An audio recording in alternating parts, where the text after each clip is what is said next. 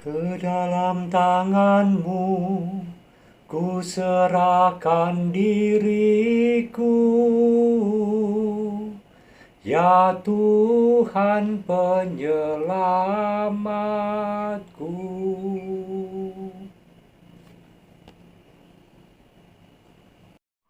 Halo saudari-saudara yang dikasihi Tuhan, terus kita rayakan anugerah kehidupan. Selamat hari Minggu, selamat merayakan Ekaristi. Hari ini dan selalu setiap hari Sabtu Minggu adalah hari yang sangat padat. Sementara hari-hari lain biasanya padat. Karena kami hanya berdua di pastoran ini dan Romo Dani dan sangat banyak pelayanan sakramental plus yang lain. Hari ini sebentar lagi saya akan merayakan Ekaristi bersama umat di Kota Wonogiri di Gereja Pusat. Kemudian saya akan mencuri waktu untuk membuat renungan untuk radio JFM untuk seminggu ke depan. Setiap hari saya memberi renungan itu, tetapi saya rekam seminggu sekali. Sudah itu makan siang ada tamu, akan saya ajak makan di luar. Tamu dari Solo, Ibu Sia dan anak-anak yang sangat luar biasa. Halo Nita, Meli, Rifan, selamat datang, nanti kita ketemu. Kemudian sore hari saya akan misa di stasi di wilayah Timang. Dan jam 5 itu, jam 7 saya akan misa ujub di Wonokarto. Kemudian jam 9 atau setengah 10 saya mulai fokus pada doa bersama Koronka. Jangan lupa Anda ikut Koronka ya. Saya sekarang siap-siap untuk merayakan Ekaristi bersama umat di Wonogiri. Yuk semangat terus. Bless our friends, brothers, come, O Lord, and sit with us. May our thoughts glow with peace. Come with your love to surround us. Friendship and love may they bloom and grow, bloom and grow forever. Bless our friends, brotherhood. Bless all mankind forever. Tepuk tangan. Mudeng. Tetapi itu lagu yang sangat terkenal puluhan tahun. Judulnya Edelweiss lalu diubah menjadi lagu rohani. Edelweiss. Lali. Itu Sound of Music filmnya. Film sangat legendaris dan Anda bisa melihatnya di YouTube. Tahun 2016 saya mengunjungi kota Wina di Austria. Dan saya menyempatkan nonton opera Sound of Music. Dan di dalamnya lagu ini dinyanyikan secara otentik dan orisinal. Sangat megah, menyenangkan dan mendamaikan hati tentang berkat Allah. Nah, saudari-saudara yang dikasihi Tuhan, ketika remaja sampai hari ini saya masih terngiang ungkapan begini. Maaf. Friendship is a secret shared between friends. Persahabatan adalah rahasia yang dibagikan hanya antar teman. Maka mungkin saya dan Anda mengklaim saya punya banyak sahabat. Sahabat sing kok ngopo? Kowe wani cerita karo dheweke yen kowe mbiyen selingkuh. Kowe wani cerita karo dhewe yen mbiyen kowe meh bunuh diri. Rawani. Hanya kepada 1, 2, 3, 4 orang kita berbicara, dan itu adalah sahabat-sahabat kita yang sejati. Yang lain teman, maka sing sok-sok populer mengatakan sahabatku akeh, belgedes. Romo Agus juga sama saja. Karena ketika kita bersahabat dengan orang lain yang kita anggap sahabatnya, itu seneng hura-hura gitu, neng kafe, neng warung, runtang-runtung merono mrene, ubyang-ubyung. Tetapi yang sahabat sungguh, ketika saya di hadapannya bisa menangis, bisa mengeluh, bisa sungguh-sungguh bercerita yang paling saya sembunyikan, itulah sahabat. Dan itu sekali lagi sangat sedikit. Kita lebih khawatir bahwa kalau kita cerita tentang diri kita, dia akan mentertawakan kita. Itu bukan sahabat. Kita takut bahwa kalau aku jujur dengan diri saya, dia akan menjauhi saya. Itu bukan sahabat. Kita cemas bahwa kalau dengan dia tahu apa yang menjadi pergulatan saya, dia akan mencibir. Dia akan mengadili, menghakimi, jebule kowe mung wong kok ngono.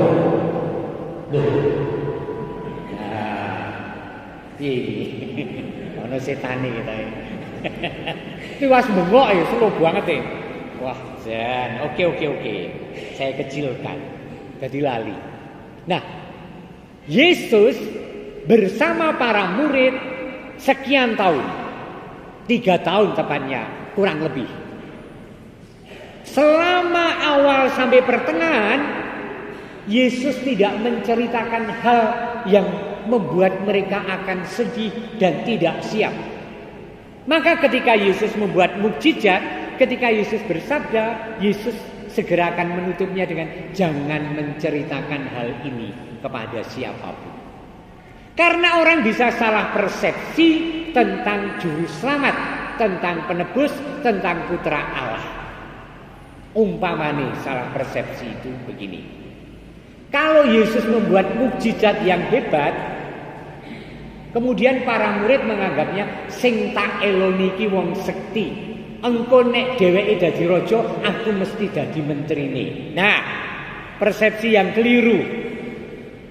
Kalau Yesus membangkitkan Lazarus atau orang muda dari Nain, buru-buru Yesus mengatakan jangan bercerita tentang ini. Karena kalau mereka masyarakat tahu, mereka akan mengelu-elukan Yesus bukan sebagai raja semesta, tetapi raja yang akan mengusir penjajahan Romawi. Nah, keliru persepsi. Maka Yesus hati-hati sesudah sekian cukup tahun, saya sih membayangkan 2 tahun kalau diantara 3 tahun, Yesus mulai ingin berterus terang kepada para sahabat yang sudah diluk selama 2 tahun. Dimulai dengan naik ke gunung, sekarang dinamakan Gunung Tabor. Tetapi dalam Injil tidak disebut bahwa itu Gunung Tabor, hanya gunung yang sangat tinggi. Di sana Yesus berubah wajah, berubah rupa yang membuat Petrus, Yohanes dan Yakobus terpesona dan tidak tahu harus mengatakan apa.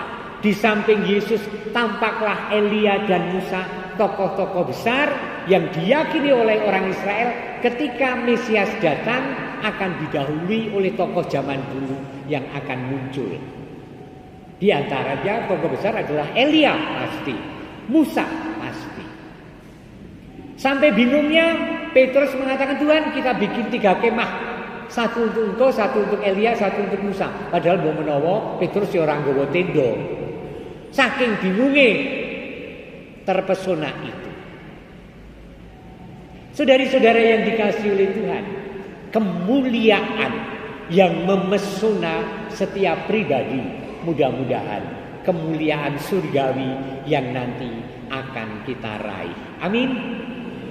Nah, poin yang kedua dari peristiwa gunung yang tinggi itu adalah kemudian turunlah awan terang yang menaungi mereka, dan dari dalam awan diceritakan suara, inilah anak yang kukasihi, kepadanya lah aku berkenan, dengarkanlah dia. Buru-buru sesudah para murid terpesona dengan perubahan rupa penampakan kemuliaan, disusul oleh suara dari surga, inilah anak yang kukasihi. Allah mengatakan anak yang dikasihi. Kepadanya aku berkenan. Entah apa yang telah dilakukan dengan sabda dan mukjizat, entah nanti apa yang akan dia alami berikutnya, Allah berkenan. Para murid mesti paham soal ini. Dan kemudian ada perintah, dengarkanlah dia, ikutilah dia, aminilah dia. Sesudah itu mereka ketakutan, diceritakan sangat ketakutan, dan Yesus menyentuh mereka, berdirilah, jangan takut. Mengikuti Yesus dengan segala konsekuensi diteguhkan dengan firman jangan takut. Dan ini selalu menyertai pesan-pesan yang sangat berat untuk dilakukan. Misalnya Maria diberi kabar oleh malaikat Tuhan. Maria ketakutan dan malaikat mengatakan jangan takut hai Maria. Apa artinya jangan takut? Allah menyertaimu. Jangan takut karena Allah menyertaimu. Kemudian ternyata memang benar. Mimpi-mimpi para murid tidak seperti yang mereka agendakan, yang pikirkan nanti tentang orang ini, tentang Yesus. Karena kemudian Yesus mulai mewartakan bahwa dirinya akan dibunuh, akan wafat, dan akan bangkit. Kemarin kalau itu dikatakan murid tidak siap. Sekarang pun mungkin gelagapan. Hah? Ada kematian, ada sengsara, ada pembunuhan. Tetapi Yesus sudah meneguhkan mereka untuk memahami bahwa ini kehendak Allah. Dipersiapkan. Dan memang ternyata raja semesta itu bukan raja duniawi yang serba gemerlap, tetapi raja yang mengarungi hidup sengsara, wafat, dan dibenarkan oleh Bapa di surga dengan kebangkitannya. Pesannya apa? Pesannya sangat sederhana untuk Anda dan saya. Jerbasuki Mowo Bio. Kalau kita memandang dan mengalami Allah yang begitu baik, Allah yang begitu berbelas kasih, Allah yang begitu pengampun, tidak berarti kemudian kita leha-leha. Gusti Allah mau becik, aku tak ngene wae wis cukup. Ora.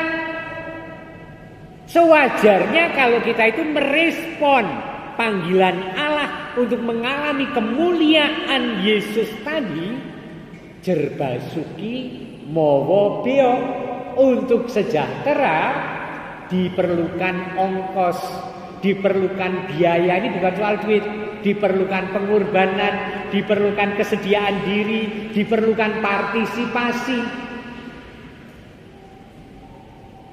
Berdoa adalah usaha. Saya itu kalau setengah 10 malam Senin atau malam Minggu, karena biasanya sangat padat acaranya, ungap-angop ono sing ngitung, karena streaming di YouTube ada yang ngitung. Promo tadi 21 kali lho ya, oke banget jebule. Tak hitung dhewe ya kira-kira sok ping 6 sok ping 12 menguapnya itu. Itu kalau agak seger. Tapi kalau ngantuk banget ya ngantuk banget, lalu menguap berkali-kali. Jerbasuki mawa bio. Ketika ternyata hari ini adalah padat, harus kondangan. Sekarang nggak ada kondangan ya, kemarin-kemarin. Kondangan 3 kali harus ABCD. Jerbasuki mawa bio. Tetep po sisihno wektu sowan Gusti tindak gereja. Manembah nampa slira dalem. Jerbasuki mawa bio. Ketika bahkan anak-anakku udah luwih kabeh, ora ana sing ngeterke, jerbasuki mawa biya, ora cengeng, njur memaklumi diri, cari rasionalitas. Gusti pirsa nek aku ki ra iso ning gereja. Lah kok enak men. Amin. Yuk, mudah-mudahan kemuliaan Tuhan mempesona Anda dan saya, sehingga kita berkobar-kobar untuk merespon Allah yang menderita, yang wafat dan bangkit, dengan mengangkat segala perjuangan hidup dan penderitaan kita untuk kemuliaan Allah, dengan tidak menghindar tetapi mengarungi rasa pahit kehidupan, penderitaan, sakit, kebangkrutan, ngenes, relasi yang menyakitkan dan seterusnya. Semua bernilai iman. Amin. Sekarang saya mengajak Anda untuk bangkit berdiri, nyanyi lagu wajib. Yuk berdiri yuk. Saya ingin lagu apa yuk? Dari Sabang sampai Merauke, itu ya. Ya ini Agustus loh, bulan kemerdekaan. Mari.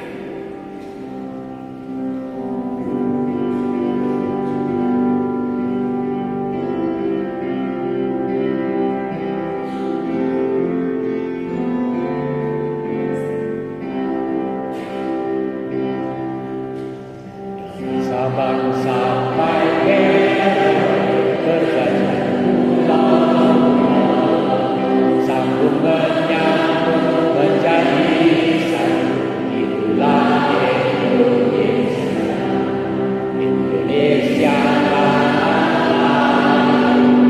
berjanji padamu menjunjung tanah air Indonesia. Selesai Ekaristi, sekarang saya akan keluar untuk menyalami umat dalam sukacita dan memberkati dengan sapaan. Gereja mulai kosong karena umat selesai Ekaristi. Sesudah ini saya ingin masuk kamar untuk membuat pungtah renungan untuk radio JFN selama seminggu ke depan. Mudah-mudahan lancar dan penuh inspirasi.